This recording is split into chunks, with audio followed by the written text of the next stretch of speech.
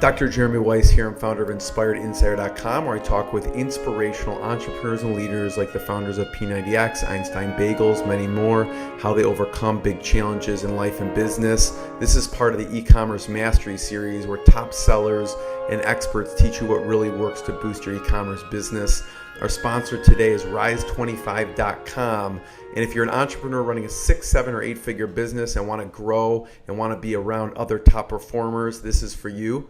It's a group of top entrepreneurs that come together to solve their biggest business challenges and leave with lifelong friendships. Rise 25 is run by myself and my co-founder, John Corcoran, who's a former White House writer under Clinton, Silicon Valley entrepreneur, an attorney, and check out Rise25.com. Today, I'm excited. We have Kimberly Crupi Dobbins, founder of Simple Squares Organic Nutrition Bars. She bootstrapped the company after going on a sabbatical from Morningstar. She went from making the bars in her kitchen to selling over 1 million bars in a year. And they're sold in Whole Foods, Starbucks, and many more. Kimberly, thanks for joining me. Yeah, thanks for having me, Jeremy. So Starbucks, that is amazing. Tell me about how you got into Starbucks. Yeah, we're thrilled. We had been working with the buyers at Starbucks and found out, I guess back in the spring, that we were going to be doing a test launch in Chicago, and we were thrilled, and that just happened 2 weeks ago. So how long did it take to get that test launch? I mean, you probably were grinding for a while. Yeah, absolutely. So probably by the time we started the process until it finished, I'd say about 4 months working out logistics. Mm-hmm. How did they decide that they needed Simple Squares? Because I know they don't take many products, Yeah, so. I'd like to think it's because of the clean ingredients. We don't know exactly, but I'm hoping it's because of the clean ingredients and the clean profile. And I know Starbucks customers are very health oriented, and I think they've done a great job with their selection lately of placing healthy foods for the masses. Yeah. And at what point did you get into Whole Foods? That's a huge win also. It is. So we got into Whole Foods back in 2013, I believe, on the West Coast. And we just entered the Midwest market last year. Nice. So what does that process look like? Is that also a tough process? It is a tough process. They do regional entrance. You can also enter at the national level, but we're going in region by region and growing an area so it becomes strong and then moving forward to the next. I mean, that's also a big decision for you. How do you decide that you even want to be in Whole Foods? Because there's probably advantages and there's probably some disadvantages too, right? Because it takes a lot of capital. It does take capital. For us, it's definitely a lot of pros. It's our target market. You've got very, I'd say influential, very well-read, knowledgeable people about labels. And that's what we're all about, just being transparent and just having the 5 ingredients and making it very simple. What should people think about before going into like Whole Foods or Starbucks as a business owner? You mean a small food manufacturer? Yeah, small food manufacturer, exactly. Yeah, I think a couple things. One, you have to have a really solid business plan in place, and a lot of, I'd say, tenacity. Everybody says, oh, you need passion and a dream, and you do. But, it's a lot of doors shutting in your face and a lot of capital needed. So those are the 2 things I think that I would focus on. Yeah. So, Kimberly, we talked about Starbucks and Whole Foods, and we know it takes a lot of no's to get to a yes. So tell me about one of the hardest no's you got that you just had to keep going through.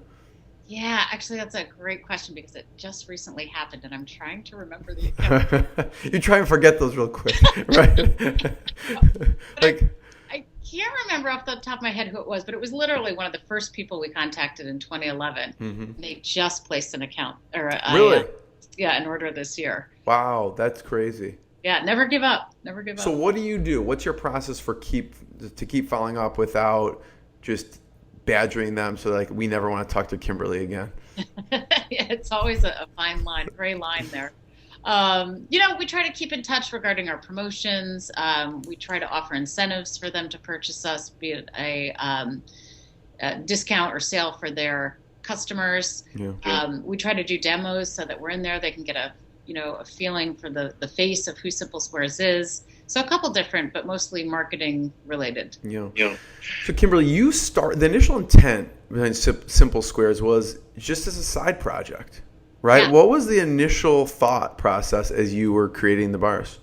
Yeah, well, at first it was just for my own dietary needs. And then I started bringing them to places like Ravinia and outdoor concerts in the summer, and people started to like them. And I thought, well, maybe there's something here. I ran them by some real picky food eaters. Right. And like your husband, maybe? Yeah, exactly. Real meat and potatoes. And he liked them. I'm like, well, maybe there's something there. So the initial thought was to keep it as a side business and do the farmers markets on the weekends in Chicago. But we weren't able to get into the farmers market, so plan B was Starbucks. Yes. No, I'm just kidding. We couldn't get into farmers market, but we got into Starbucks. Exactly. Go figure. When did you know that you were going to turn this into a business? So I incorporated in 2009. So you were still at Morningstar at the time? Still at Morningstar, yeah. And I stayed at Morningstar till 2011. Right. So it took 2 years to get the product up and running on the back end. Yeah. What did the daily routine look like for you, working the full-time job and then also starting up Simple Squares? It was long days. I think every day I would get up early, work on Simple Squares, go to the office, do my job, come home, work on Simple Squares. But I loved it. It was fun. It was a hobby at that point. Yeah. And, I loved it. So how late were you up? I want to hear like the real, the entrepreneurial scars here. Well, the problem is I wake up super early. Oh, so you do? What time do you wake up usually? Probably 3 or 4. Wow. So it was a lot of beforehand work. At night, 10 or 11, nothing crazy. What were some of the things you had to put in place to get it to where you could quit your job? Like what were you working on, like manufacturing and packaging? Talk about some of those initial steps you needed to get it actually to where you could launch it. Yeah, and actually Morningstar was great because they knew, well, let me back up. I guess so 2009 we incorporated, and then in most of 2009 into the beginning part of 2010, we found a copacker, and but it took us about a year to do so. Really? A whole year? Wow. Yeah, I tried on my own for a while and really couldn't find anyone, so then I worked with somebody to help me. Yeah, I read that there was a consultant, right? Yes. And that's actually a funny story. So I was calling a lot of food incubators, and back then it wasn't that long ago, but people weren't advertising that they were co-packing on their websites. What would they advertise? What did they say? Oh, they would just advertise their products or advertise. I see. Yeah, but they wouldn't say they would do it for other people. And so I was calling food incubators, and I called the Land O'Lakes food incubator up in Minnesota, the butter company. And they were so kind. They were so nice. I said, hey, I'd love to work with you. I have this kitchen idea. And they're like, great. Are you $1 million in sales? And I was like, no, I don't even have a commercial recipe. And they pointed me in the direction of a consultant. Yeah. Okay. And so, that even with the consultant, it still took a year to find the right co-packer. No. Or was that with the process? That was with the process. I gotcha. Yep. So talk about the best advice you got from the consultant. Best advice I got from the consultant. I think actually just being introduced to his contacts and referrals went a long way. So I think that was probably the best and most productive experience working with them. Okay. So talk about after you quit. Yes. What does that feel like? Was that hard? Was that easy for you? This is where Morningstar came in great. So in late 2010, October, I took a leave of absence for 3 months to see if I could make this work. And they were, That's amazing. It's amazing. Yeah. Morningstar, Joe Mansueto, the founder, is an entrepreneur himself, and the whole company is very entrepreneurial spirit. So I was nervous about asking, but they said yes. And after the 3-month trial, I realized that there might be something here, and went in and resigned, stay on for 3 months to help with the transition, but knew that I was going to give it a go. So what happened at 3 months that you knew you should give it a go? I was literally, pounding the pavement, calling people, getting sales. One thing that had happened, we did our first pilot launch in 2010 and took a ton of orders. These were wrappers with silver wrappers with stickers on them. It didn't look very professional, but It's the first version. It was the first version, right. And we were getting sales. So we send everything out. We took a ton of orders at our first trade show. And then what happened was 6 weeks later, the packages started leaking oil. So the actual packages. Yeah. Yeah. So we had to go back to the drawing board for 8 months until we could figure out the formula. Wow. Yeah. That's crazy. So, in that time period, how do you decide what your first run's going to be? Like, do you take the orders and then produce, or do you just produce and then you're just tenacious and you're going to get on the phone and sell it? Ideally, it'd be great to have the orders. And luckily, we had a lot. People were so patient with us. They said, we completely understand. Call us when you're up and running. And a lot of them really did honor their commitment into bringing in the product. Yeah. So you try to sell it before you actually had the product in hand? Well, I tried to sell the pilot bars. Right. So, I had a product that people could taste and touch, and we got good feedback. So then it made me feel more comfortable to move forward with the first purchase order. So, Kimberly, you talk about the packages leaking. That's painful, right? So yeah. What were you thinking at the time? And was there, what was going through your head when you get these packages? I mean, you've probably spent several years already at this point, right? Exactly. I think the first thing that goes through your mind is, what have I done? But it was a, relatively easy fix, and we were able to finally, formulate it to the point where that wasn't an issue anymore. Yeah. So what were some other bumps in the road that, going back, you would have warned Kimberly about? So there was the formulation. Yes. What else with the business or product that that you had to overcome, I guess? Yeah. I always say, being an entrepreneur, the highs can be really high and the lows can be really low. Yeah. And part of me feels like it's cyclical too. Every time there was something new that I was not expecting. And just having to learn that process. And I think by default of having your own business, it's like getting an MBA, but in real life. I've learned more about legal than I've ever wanted to know. Product development, marketing, sales. So it's, I think it's just different peaks and valleys that you come across. What did you learn from customers from feedback? Because I'm curious of, what was your first bar, and then how did you expand to the different flavors? Because you have some really interesting flavors with the rosemary and the sage. Talk about, where did it start, and then how did you decide where to expand?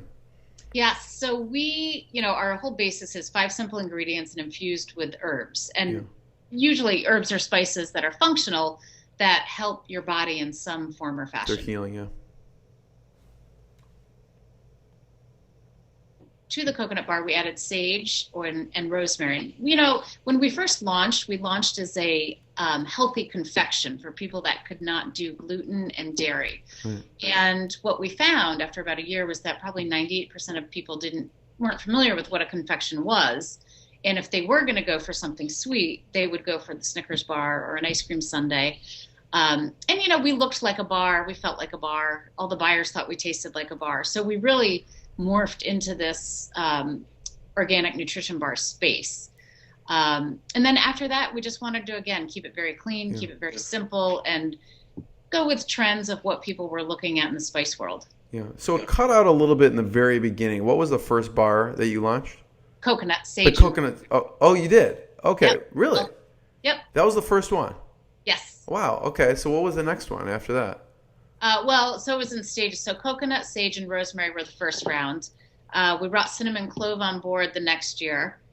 Coffee. So how do you decide on that? Tell me about, how do you decide on cinnamon clove? Is it from just what you discover with your research, or is it from customer feedback? So sometimes it's from customers' feedback. We added a chocolate chip this year.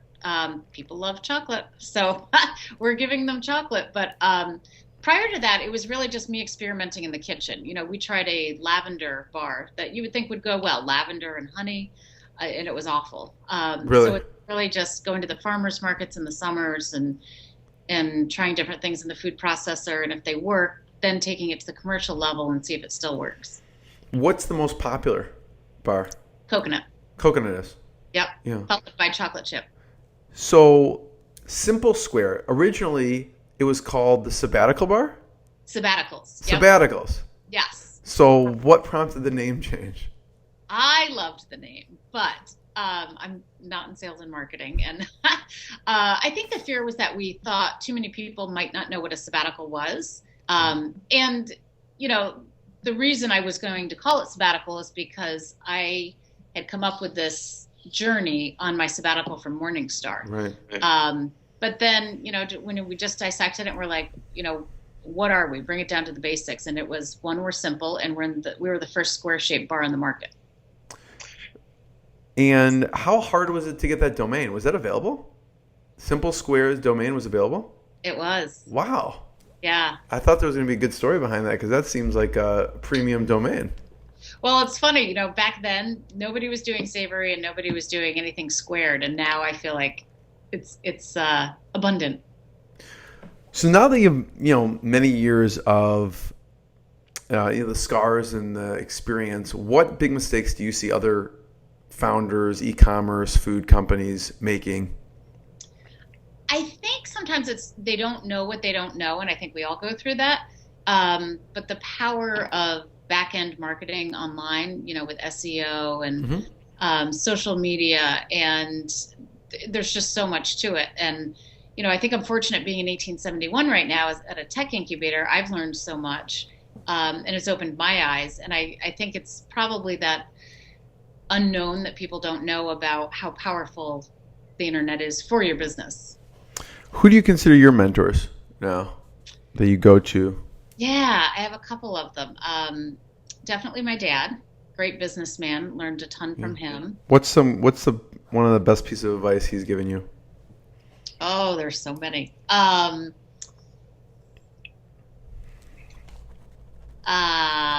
Best piece of advice that he has given me.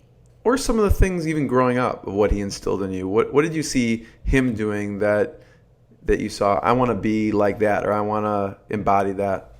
Yeah, I think one thing is to always, remember where you came from and be nice to people. You know, it's sometimes I see people getting so angry over a situation, and it's not going to change it. It's going, if anything, probably make it worse. Right.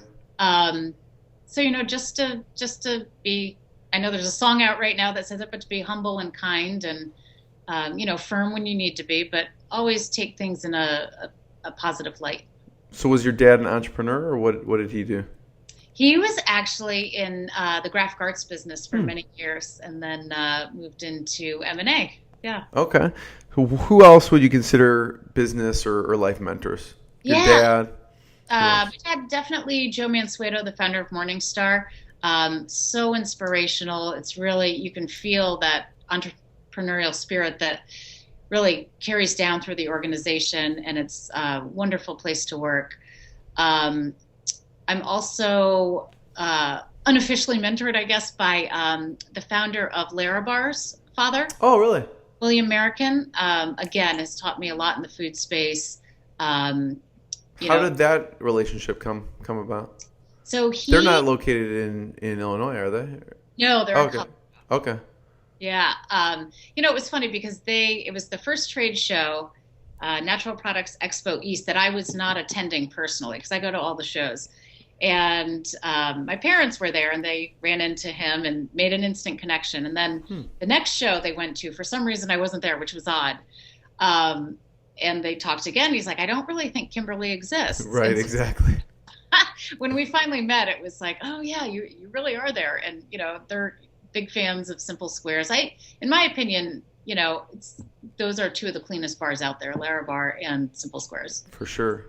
Yeah. What tell me about a conversation and between you and him. What type of, I guess, where you had a question about something and you were trying to get some advice? Let's see. Gosh, there've been so many. Going back to the early years. 'Cause it's so invaluable, that experience, that relationship. I mean, Larabar is one of the best bars also. Absolutely.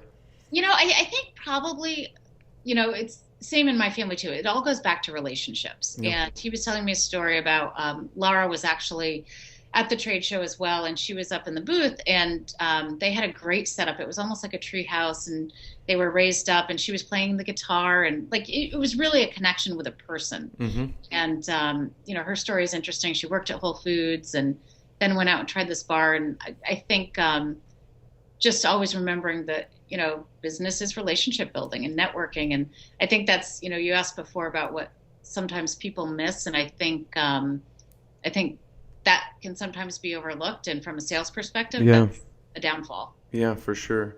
And for you, what's on the horizon? What are you working on now for Simple Squares? Yeah, actually really excited. So we're doing product and line extensions, which we're really looking forward to, and some interesting new channels, other than grocery, that we're getting ready to launch in. So what do you mean by product and line extension? Different types of product other than the bars, or? So we're coming out with some new flavor profiles for the bars, and then looking at different line extensions. So still under the Simple umbrella, very simple, very clean, but something different than a bar. So what's your process for launching a new flavor? Do you bring a couple of your friends and family? Do you, how do you decide, okay, this is going to make it or this is not? Maybe it's not the extreme like the lavender, like this is just not good, but it's on the cusp, but maybe you think it's good. Yeah. Well, I'm always trying to think. So I had gone to get my holistic health counseling certificate. And as a result of that, I'm very conscious about what I eat. And I honestly believe we are what we eat. So anytime, I'm again at the farmer's market or hear about a new herb or spice, I think, gee, I wonder if that would work in Simple Squares. And then I test it first. And if it's appealing, I will definitely give it out to friends and family. And if we get a consensus that it's a go, then we'll move forward with it.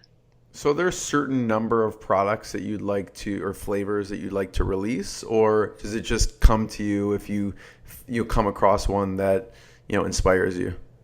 I don't have a particular number set, but I like what different brands have done where they've, started with their basic bar line, but then they've been able to add to it. And either call it not a different name, but I think Larabar actually did a great job with that. They had the regular Larabars, but then they had a bunch of other bar lines that I thought was brilliant.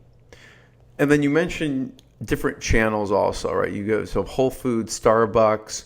What's another good story, Kimberly, that you got into a channel? Because I know I think I read maybe you're in more than 3,000 stores, or maybe by this time it's more than that. What's one of those good stories that you're proud that you just were persistent and you finally got into one of these places? I'd say, so right now we're in natural grocery. That's considered our channel. Mm-hmm. Conventional is something completely different. Well, not completely different, but it's, different type of demographic. And there's all sorts of channels. There's, convenience store, there's mass market like Target or Costco. Mm-hmm. So there's so many different avenues that you can go. And I'd say right now, probably the biggest accomplishment I would say is getting into that coffee convenience channel we're actually in a lot of, coffee tea type shops. So I think it's a good fit. Mm-hmm. What about the online space? How does that look for Simple Squares? It's actually great, and we're not exactly sure how it happened, but we're thrilled it did. Amazon is a large part of our business, and it really happened overnight. And we've talked to them, and there's a lot of metrics, and it's really not a science you can pin down on your own, but Amazon's definitely our largest online trafficker. Mm-hmm. And then is that distributors selling it, or do you only sell it directly through Amazon? We sell directly to them. Okay. Oh, directly to them. I gotcha. Mm-hmm. And what other channels have you thought about, or do you sell online that you feel work? So Amazon's the biggest one online. Obviously, they're an empire when it comes to people are just buying stuff on Amazon. What else? Yep. We were working with Abe's Market. Are you familiar with them? Yeah. That's like pretty much, the top of the health food chain, right? For online. Yeah. They were actually just bought by Direct Eats. Oh, wow. Yeah. So that's another great avenue. A lot of people are moving in that direction and ordering food online. And Yeah, that was actually a great, and they had a wonderful site, a lot of attributes about the product, and for really conscientious shoppers, I think that was a great Yeah. idea. Any other worthwhile channels online? Online channels, we've gotten into some sports online channels, like Performance Bike. Nice. Yeah, so our product is really geared towards individuals that are looking for clean, sustainable energy. So it's not going to be a bar that's filled with rice puffs or uh, brown rice syrup. Talk about that for a second, actually, because I think some people are educated, some people aren't. Yep. And they would read something and think, oh, this is healthy. What are Yeah. some of the misconceptions with bars that people put stuff in them and it's maybe not as clean as people think? Yeah, we try to go for minimally processed Right. ingredients. I mean, So you only have 4 ingredients or something. I mean, it's just like nuts, honey, sea salt, and like an herb, right? and I mean, vanilla. Yep. yeah. And the coconut doesn't even have the herb, so it's just four. Yeah. Right. Um, it's interesting. So there's a lot of things out there. Brown rice syrup, organic brown rice syrup. I think Right. people think it's healthier because it's brown rice. But again, very processed. Same with agave. I know that's, become a substitute for sugar. Yeah. And it's also very highly processed. So I think you need to be really careful about the ingredients that, you're looking at, know what they are. But then you have a lot of fillers. There are certain bars out there that they taste good and they Yeah. have organic rice puffs, and again, it depends. Everybody's body and diet is different. For sure. For me, if I were to eat a Rice Crisp bar, I'd be full, and I'd be Yeah. hungry in an hour. What do people use as fillers? So the organic rice, what else? Yeah, anything that's puffed. So puffed corn, puffed rice, puffed amaranth. Again, things that sound really good for you. If you But put it's- organic in front of it, it sounds good for you, right? Right. Organic brown rice syrup. Oh, it must be good. It's organic, right? And I think, it's all in marketing, and I Yeah. think, and again, that's why we're trying to be totally transparent and not have any names on there that you can't pronounce or you don't know what it is. Sometimes even vitamin E has a name, and you look at it, and people are like, "Well, what is that?" Right, for sure. And doing the research too, Kimberly, it seems like I'm interested in your take on the different shows. It seems like like you said before, you always go to the trade shows. What ones are worthwhile for you? Yeah, definitely the natural product shows. Those are where you have a range of products from pet food to personal health care to regular food. Anything that's in the green natural space would be at those shows. You've also got the fancy foods shows, and those are really gourmet, artisanal, a lot of international flair there. There's so many shows. Then you can move on to consumer shows. Really just depends, I guess, on what you're trying to accomplish. Are you Yeah. looking for buyers? Are you looking for consumers? Are you looking for both? When So was the first time do you always go and have a booth there, or just depends? It depends on the year and depends on the show. Yeah. So what's been the most fruitful show that you've attended? I'd say the Natural Products Expo West in Anaheim. Okay. Was there a Yeah. certain year that it's like, this is it, they exploded, helped explode the sales? It's funny. There's always one like huge deal that comes through, and you walk away sometimes and you're like, oh, I don't know if the show was worth it, and then 3 weeks later you'll get a call and you're like, it was so worth it. Yeah, It makes you think you always have to go to those ones. I know exactly. What software and tools do you use to run the business online, Yeah, or online and offline? yeah, it's all mostly prepackaged, I'd say. We have an online CRM system that we love. We use Is it custom, or is it? you can customize parts of it, Okay. but it's not a custom solution. Okay. And then we actually use for financing, we use QuickBooks Remote Desktop, which is fantastic. So everything can be done remote today, which is so great. So, some folks work remotely, and that's not a problem because of all the tools and items necessary or available to us. Yeah, for sure. And then what do you use for a shopping cart, like for the site? BigCommerce. BigCommerce. Okay. Yeah, it looks nice. It's a nice checkout process and Thank everything. you. Um, Trying to make it simple. Yeah, for sure. And besides the coconut, what's the second most popular? What do people like? It's a tie between chocolate chip and cinnamon clove. Cinnamon clove. Okay, nice.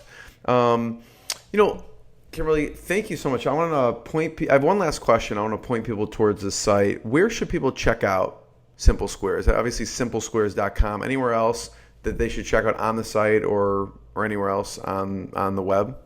Yeah, I think definitely Amazon. There's so many things available on there. We have a YouTube channel if you want to check out some of our videos. Definitely Facebook, Instagram, Twitter, and Pinterest. Yeah. Kimberly, since it's the e-commerce mastery series, I always ask what's been the lowest moment and what's been the proudest moment. Okay. What's been the lowest moment and how you pushed through? I think the lowest moment for me, because it was before we got started, was the leaking of the packages. Yeah. You have all this momentum. That's painful. Years in the making, yeah, and then you're thinking, is this all going to fall apart right now before I even launch? What do you think happened there? Because it's not like you had made a lot of different bars and that hadn't happened before. What do you think it was? It was more in our process of how we were actually laying out the bars. So yeah, all part of the extrusion. Wow. Because it also makes me think, well, was it maybe the packaging or was definitely the bar at the time? Were you thinking anything else was the problem? No, it was definitely the ingredients. You knew, yeah.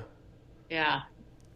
And then, so what do you do? How do you react to that? Like as a business owner, entrepreneur, do you take like a day just to like, I don't want to think about it? Or are you immediately calling someone? What did you do at the time if you remember, when you got the call?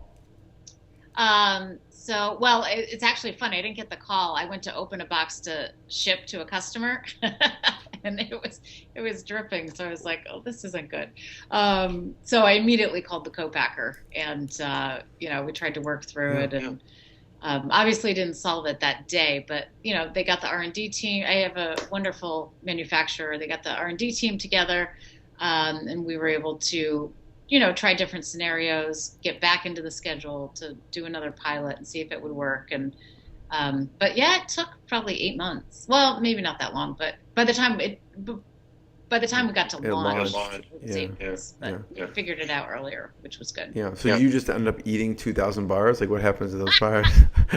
Yes. If you have a batch that goes bad, I'm going to drive over. Tell me, and I'll buy them and eat them. It's so funny you say that because this is horrible. I mean, we had a lot of bars left over, and they're still sitting at my parents' house in New Jersey. And my dad, every now and then, will call me and be like, I'm just trying one of those pilot bars, and they're not bad. I'm like, it's been 5 years. You can't. You should not be eating. Yeah, like you need to get rid of those. Hey, maybe the oil preserved it. Maybe you're onto something there. Well, that's the thing. It could be the honey is a natural preservative. So yeah, but every time he calls me and tells me that, I'm like, it's time to stop. We can eat the loss at this point. Right, literally. What about the proudest moment?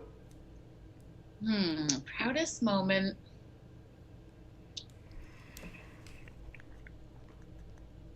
That's a great question. The proudest moment, I would say,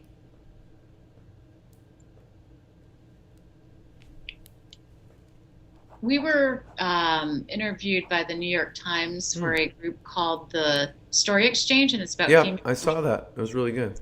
Yeah, I think that was I was really proud of that. I was proud of where we, how we had grown up until that point. Some days you wake up and you're just proud to still be in business. So yeah. But I think working with the Story Exchange and the New York Times was a proud moment. What did it feel like, though? I don't know who you got the call from about Starbucks. How did you find out about that? Oh, it's so embarrassing. We were at Natural Products Expo West, and this the buyer, I didn't know it was the buyer, but the buyer comes up to me and she's like, Kimberly, hey. And I was like, oh, I must know her. So I leaned in, I gave her a big kiss, and she's like, hey, I'm so-and-so, the buyer for Starbucks. I was like, oh my gosh, I'm more. That's what got you in. That's a good thing. Let's hope so. But yeah, so we found out there, and yeah, I've kind of been You mean working. she just went up to you after they had placed the order, telling you she was the buyer, or what? No, it was just to say we've decided that we Oh, move forward. Yeah. wow. Yeah. So, it was just that first initial. But again, she was so friendly and I thought she knew me. And I'm, a very passionate person. And so I gave her, a big hug. And then she told me who she was. And Yeah. I think I was about 3 shades of purple. How does that feel, though? She comes up to you, and this is, what, 6 years in the making? Yeah. Well, I need to go back and look when we first initially touched base with them. Yeah. But yeah, it was a great feeling, and it was very unexpected. So we were thrilled. Yeah. So what else? What should we leave people with? Let's see. So for people starting their own businesses, again, I think it goes back to bottom line is going to be numbers. Have a really solid plan in place for not only the growth of your company, but also how you're going to finance it. Yeah. I was fortunate enough to be able to bootstrap for 4 years, and then we took on investment last year. Oh, wow. Congratulations. How do you decide to take on investment or not? Just you're Uh, growing so quickly? I think it's to keep up with scale, Yeah. and in order for us to be able to continue and just work on cash flows and be able to look at new product development, I think you can either go. It doesn't have to be one of two ways, but the two most popular routes are going to be grow it slower and organically and don't take on investors, or pedal to the metal, we're going to ramp it up. For sure. And it's different for every business. Yeah. So Yeah. I'd say definitely that. And then again, going back to kind of being persistent and not shutting down when people close the door on you, because there will be several of those. And yeah, riding the wave. Kimberly, thank you so much. Hugely valuable. Everyone should check out simplesquares.com. I appreciate it. Thank you. Thank you so much. Have a great day.